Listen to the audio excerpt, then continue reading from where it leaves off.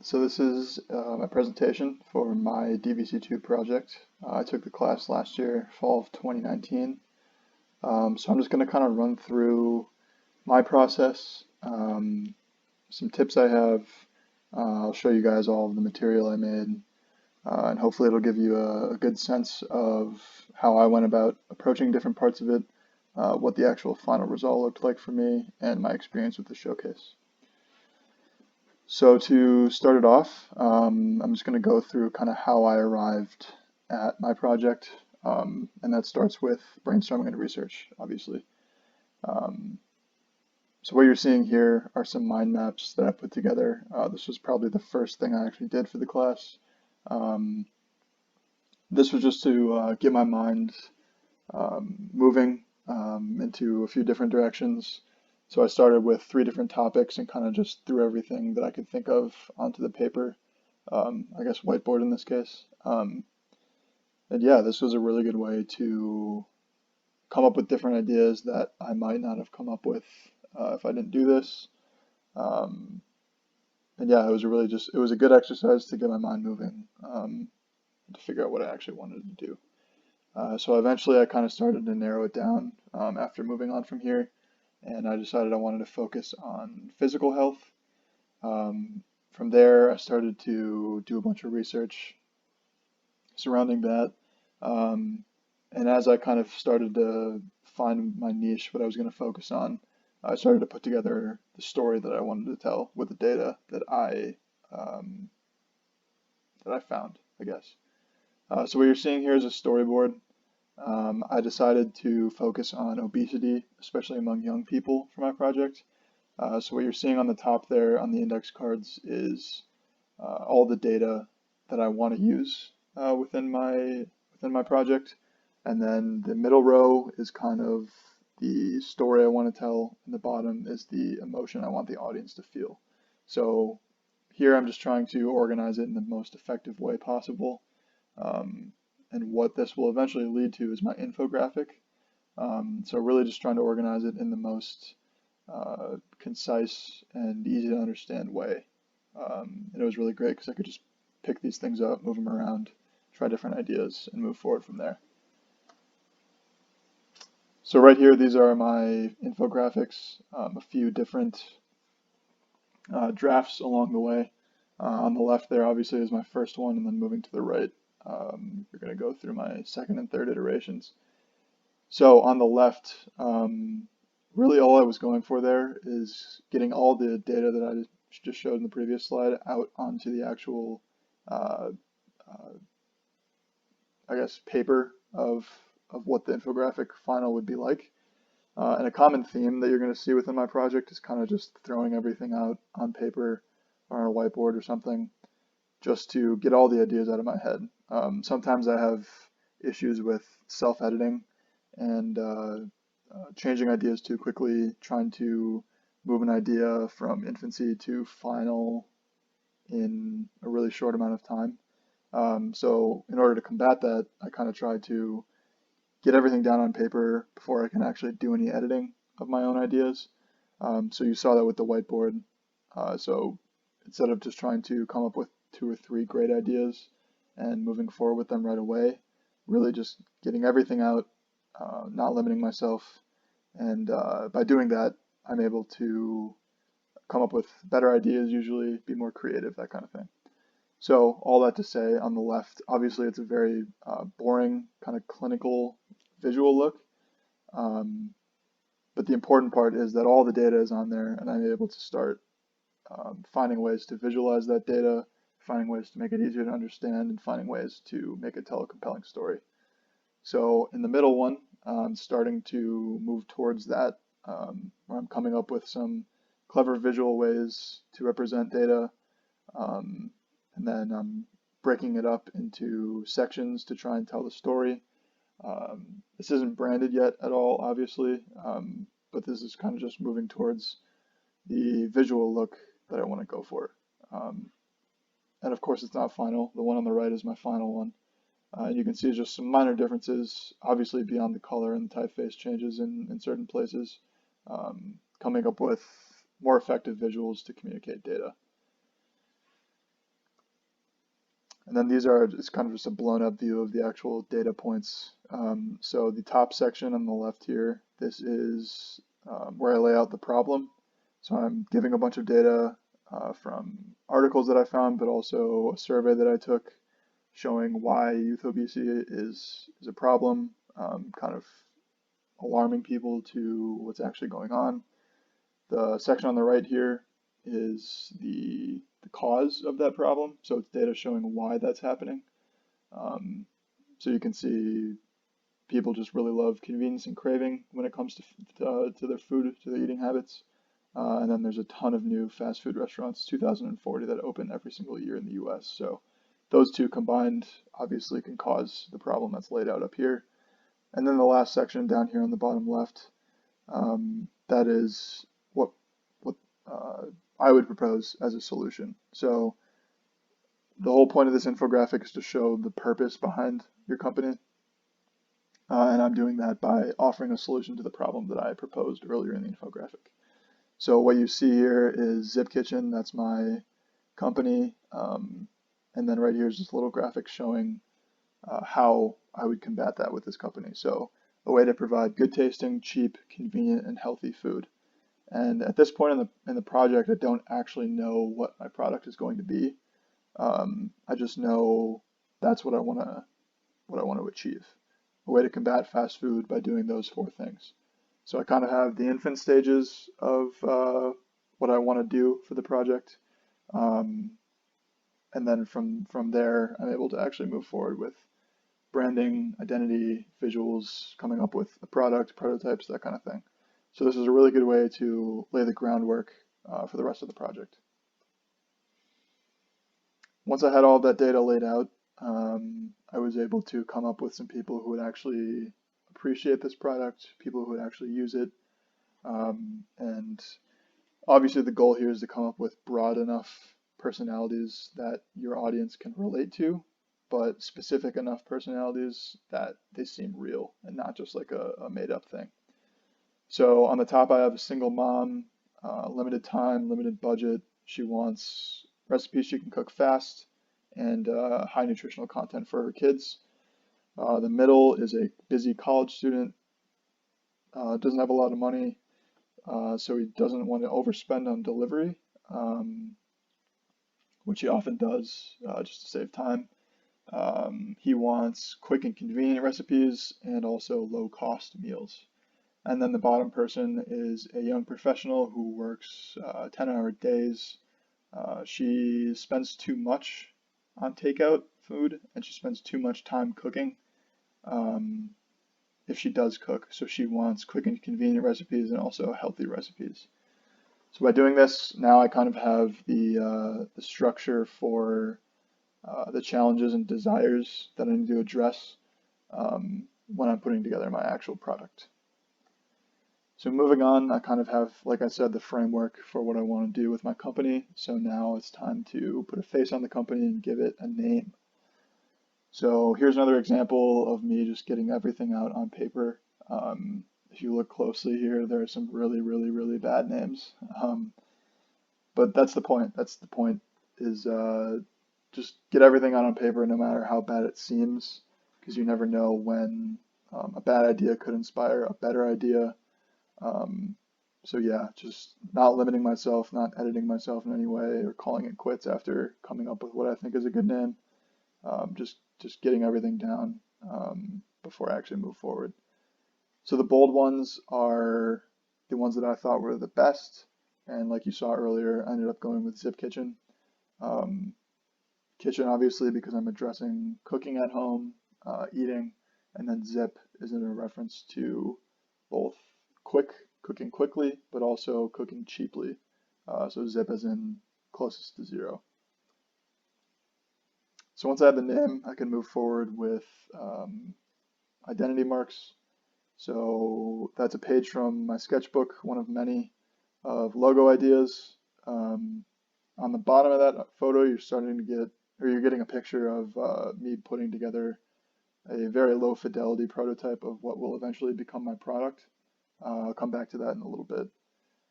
And then on the right is a type specimen of different typefaces that I'm looking at. So all of this is kind of happening independently. And then as I move forward with critiques and feedback and stuff like that, starting to mesh some of those things together. So on the left on this slide, you're seeing further type specimen explorations. On the right, you're seeing digital roughs of my logo ideas. Still pretty iterative, not calling it on any of them really, just trying to get a bunch of different iterations out just to see what would work the best. So in the end, I ended up going with this. If you look closely in the middle here, you can see the idea that I moved forward with and eventually made this kind of flash Z in the negative space of a skillet. I'm using Montserrat for my typeface. Yeah, there's that's the final logo. After that, color palettes. Again, being very iterative, just trying to get a bunch of different ideas out. And on the right there, you can see my final palette. And I did give each color kind of a fun food name, just for a little fun brand asset thing.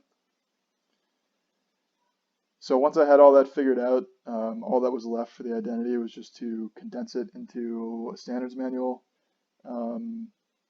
Yeah, you're seeing on the left there a photo of the print that I had made for the showcase. And on the right are just a couple of spreads. That's my typography spread and my color spread. Yeah, I kind of took a simple approach to putting this together as well. Highly recommend looking up Massimo Vignelli for inspiration for standards manuals if you guys are struggling at all. He's got a really good process for putting those together. So after I had the identity done, moving on to prototyping and coming up with the actual product and or service that I was going to sell. So this is the digital rough version of what will eventually be my product. If you remember back on this slide, I said this was kind of the rudimentary version of what I was going for. So while I was developing the identity, I was kind of putting together a process, or an idea rather, for what my prototype was going to be. So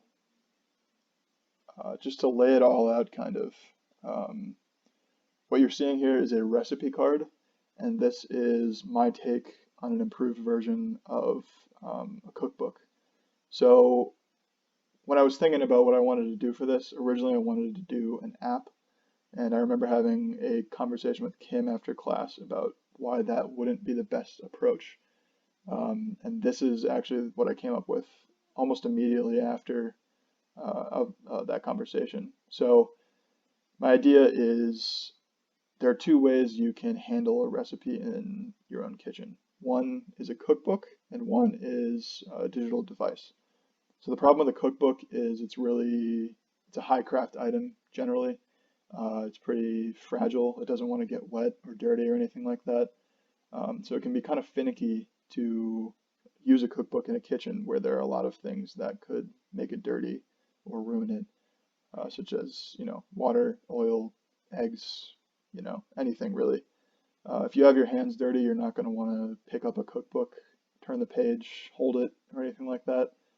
And similarly, if you have your phone, a tablet, a computer nearby that you're following the recipe off of, you don't want to get that dirty or wet or gross at all either. If you have olive oil on your hands, you're not going to pick up your phone and swipe down to see the next step in the recipe, obviously. So what I wanted to do was come up with a way to let people handle recipes in the kitchen without those barriers that I just described. So my solution is the recipe card. It has all the information that a normal recipe would have.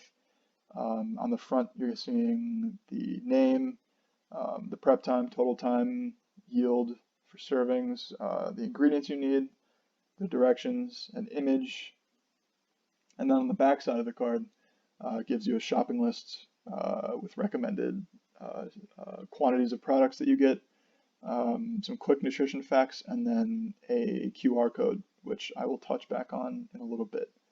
But this is kind of the basic idea of my product. If you look closely underneath the recipe name on the front of the card, you're going to see series number, recipe number, and the name of the series.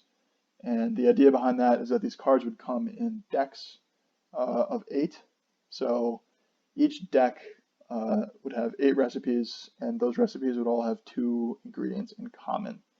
And those common ingredients would be able to be bought in bulk. And by doing that, you're able to save money because buying in bulk is generally much cheaper than buying smaller quantities of food. You're able to have 8 different recipes that you can make with those ingredients. So you're saving money, you're saving time by not having to buy a bunch of different ingredients and make a bunch of different meals. And then you're still getting these really nice, high quality, nutritious meals out of it. So simple, cheap, and healthy. That's what I'm going for. Um, and this is how I pursued that goal.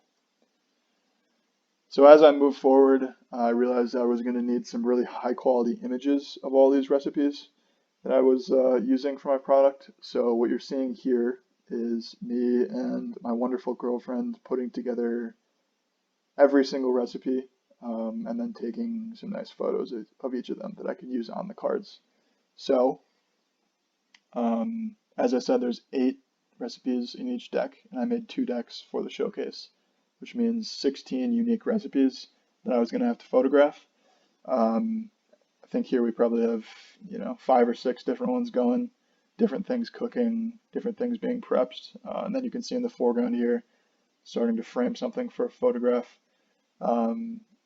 This was a really, really lengthy process. I think it took us like a Saturday afternoon and then almost all day, one Sunday.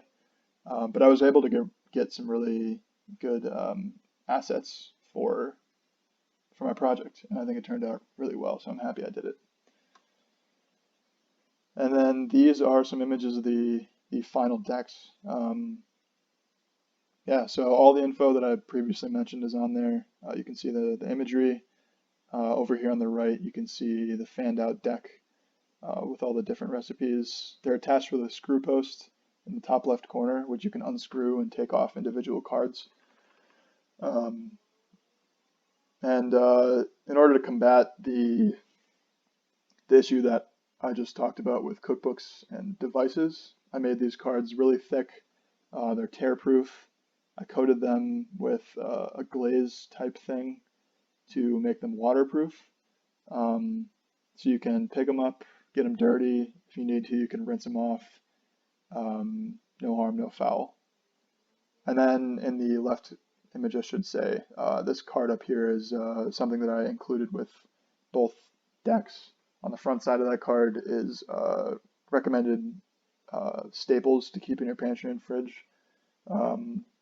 Just for beginning cooks, things that it's always good to have on hand. And on the flip side is a recommended equipment list, just with different types of pots, pans, utensils, that kind of thing that are often used in a kitchen. Like I said, I made 2 different decks for the showcase. So the first one is, this is oats and peanut butter, and then this one is rice and beans. So same thing here, just different ingredients, different recipes. So once I had that figured out, obviously I needed a package to sell these things in. So this is a pretty basic digital rough of the die line that I wanted to use for a box. I actually got these printed at Clark, cut them out, taped them up, and was able to have those for the showcase. You can see this is the oats and peanut butter one. They're pretty rough. Obviously, you can see some weird stuff going on with the edges there. They're not perfect, but I think it was really valuable to have that at the showcase. Not only because it gives more context to the product, but also if you're going to put this project in your portfolio, which hopefully all of you will, it's great to have the whole thing built out a little bit. There's another shot of both the boxes. This is probably my favorite part of the project. This is a little prototype I made for a recipe card stand. I'm sure most of you guys know Adam Hawk.